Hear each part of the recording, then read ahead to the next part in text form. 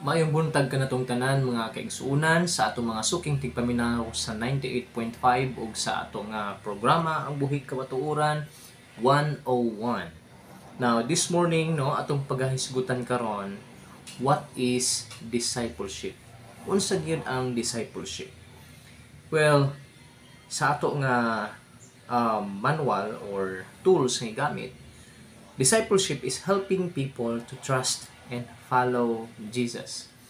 So, ang discipleship di ay, kining for short pa, kining pag-training. Another term na to no, nga magamit sa discipleship is training or enhancement or wielding, pag-wield, pagmanso, pagmatuto. So, kinining pagmatuto day, mao day ni ginagamit nga diin ang mga katawhan sa Ginoong Dios is mo trust and mo follow ni Jesus. So, according to Harrington Patrick, it's leading others increasingly submit all of life to empowering lordship of Jesus. Mao po ni gisulti ni Jeff Vanderstelt. So, kung atong lantawon day, ang discipleship, ang kinining pag-train nato sa atong mga kaigsuonan, yes, dili man siya pinugsanay, pero we cannot forget that we have the authority or kita mo gitagaan sa Ginoong Dios mo disciple sa ilaha, mo tudlo sa ilaha. That's why there are many baptized Christian nowadays. Nahimo lang Kristohanon pero they don't know their involvement. They don't know their responsibility. So, kita ang mo disciple niya na it is the church mo ay mag-disciple sa mga newly grown ng mga Kristohanon or mga new baptized believers. Mao na siya. Munang daghan ang mga Kristohanon karon nga wala sila kasabot. Unsa ilang responsibilidad muna nga pungko ra sila, pamati, pauli, and sometimes pasaway. And that is traditional way. So, dili man nato gina-down ang traditional way, but we're on this new era. Ura-ura na siya og karon high-tech na. Kung still gihapon, di ka mo gamit og cellphone sa pag-communicate kay magpadara pagsuwat, dugay pa na mo abot imuhang pag-contact sa imong mga hinigugma sa lain nga dapit. Kay di gud ka mo gamit, di ka mo adapt sa kining gitawag og bag-o nga estilo, mga metodo, bag-o metodo. Kung unsa ang ikamaayo, then we will go for that. So di na to no ilimitahan ang atong hunahuna for the sake sa kahimayan sa Ginoo. Nga dili ta nahimo nga stagnant nga mga Kristohanon. So that's why we talk about this. Ato din ginapursuno ang discipleship dinhi nga programa. Aron nga diin maeri kini masabtan o madunggan nito sa uban.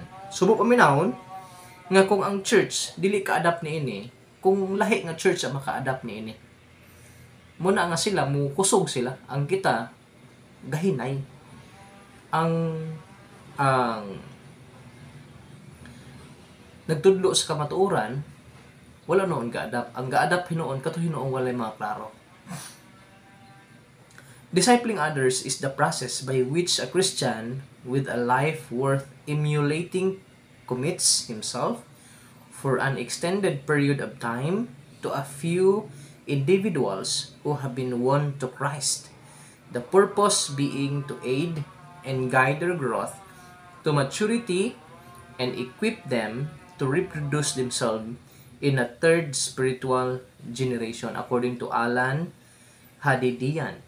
So, mo ni ihang point kining pag-disciple, pag-train. So, kining di ay pag-train na to di ay sa mga Kristohanon. Mao din ni siya gitawag og life worth emulating.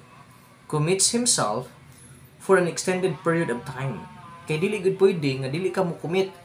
Dili pwede pod nga diin taman ra ta ani usa ka buwan. It is a long time journey. Wala ni siya ending. Long time ni siya. Long term ang tawag ni ini. Nga diin hangtod nga mo kumita ni ini nga baluhaton, atong i-lead ang uban mga bag-ong naluwas won to Christ, the purpose to aid and guide their growth. Giyahan sila, munang na follow up po nito sila. Natay mga group meeting, evaluation sa mga core leaders, ug sa uban pang mga nag-commit sa mga discipleship. Ang tumong niini is mo-mature ang tanan. Of course, no? Sample ako. Kung na mag-disciple ko og isa or duha, let's say, di man dud pwede nga dili ko mutuon sa pulong sa Ginoo. So una pa lang advantage nako nga naman mo grow man ko sa Ginoo. Kay nga naman dili man pwede nga dili ko mutuon kay unsa may akong ipakaon sa akong gitudloan. That is only sa pulpit. Lahi po tong sa pulpit kay general to siya. So aron nga na ako'y mahimo na pod nga next nga leader, tudloan to nako siya. So tudloan to nako siya unsa pa ng mga butanga. Ana nga bahin. Ang feeding sa pulpit is another story. General na siya natong ginatudlo. But sa pag-train na to sa mga potential leaders, potential nga mahimong misyonaryo, potential nga mahimong D-group leader, mahimong may potential siya nga maka-lead og Bible study, so tudluan to sila mga maalamon sa pulong sa Ginoo, tudluan to sila. That's why it is our benefits na siya daan sa ato for maturity and also for them nga mature sila and equip them to reproduce. Di lang taman sila nga matrain. Kung ano nga ito mga potential leaders, di lang di taman sila nga matrain, kundi mo reproduce po sila. Musangyaw. And then ang ilang masangyawan, kabalon po sila mo follow up. Kay daw pastor na po sila. So, I hope nga nasabda na ito ni nabahin. Hantod nga, makaproduce sila until third generation. Hangtod nga makapila na sila makaproduce. So, ang ila na pong na-reproduce, tudloan na po sila, the same pattern gihapon, malid. Munang subo paminaw no, nga dagha mga saved karon and baptized Christian. Tinuod ni siya, paminawan ni. Nga diin, dili na makitaan sa mao nga local church diin na saved sila. Dito na sila nagpagamit sa lahi nga dapit. Tungod kay dito man sila na matuto. Munang dito sila ni tanaw og utang na loob. Kay sila man ang nagpadako matud pa anak nila spiritual father. Actually no, ang atong spiritual father Ginoo ra man gyud. Wa man dilain pero spiritual advisor kana nga point maayo gamiton. So muna ang subo, why not nganong di nato i-adapt? Ang uban nga mga pundok kahimo niini nga anong kita di ta ka-adapt niini. So muna sa nga point. Ang keyword nato niini is example and relationship. But pasabot imong kinabuhi may imong good example and relational. Makigrelasyon jud ka. Di gid taman nga diin inig ka man og simba, ikaw igsuon, di ka makighalubilo sa imong mga kaigsuonan. Dili po to makigmarites, lahi po ng marites. So, istorya ako nimo siya. Makig-istorya ka, makighinabi ka, mangumusta ka, because that is relational. Muna sa discipleship. Actually, ginahimo naman nato na sa church, pero wala ta kabalo unsay proseso. How to maintain. So, ang tumong niini, be disciple, ma-disciple ta, and then, make disciple. Be disciple, make disciple. Gaana na siya. Note, take note, discipleship is not a separate or distinct category. It is a synonym for Christian living. So, dili ni siya lahi sa Christian living. Maor ni siya. And it's a process, not a program or event. Di ni siya program nga mahuman ra isa ka bulan. Muna akong giingon ha. Kundi it's a long-term journey, lifetime nga journey sa itong kinabuhi. Munang giingon din hiya, disciple making according to Harrington and Patrick.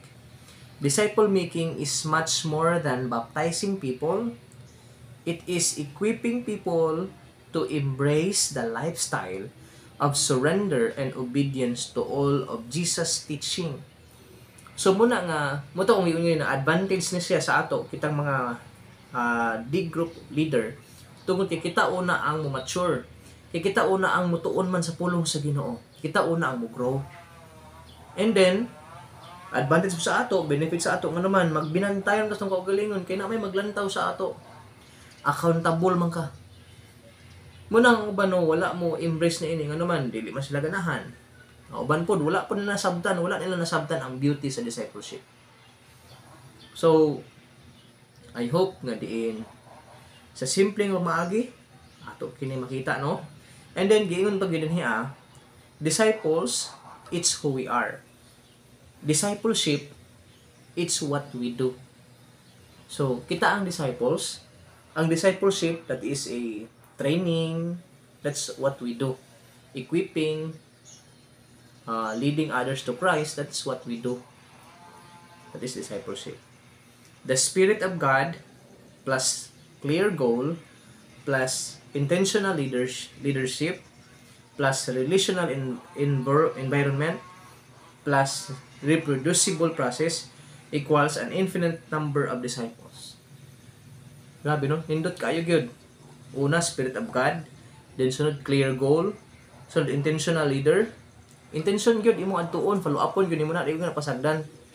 Then relational environment, makirelasyon ka sa imong palibot, community, di pinara ka sa imong kwarto. Reproducible process, mo reproduce ka igsuon sa imong katrabaho, imong nasangyawan. An infinite number of disciples equals an infinite number of disciples. So kung na siya, napalo up na to na, madanan to sa church, then God will be glorified, and then infinite disciples. Expectation.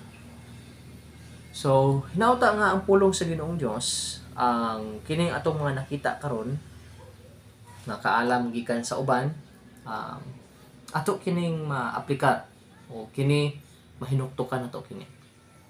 Daghang salamat ang Ginoong Dios magapanalangin kanato.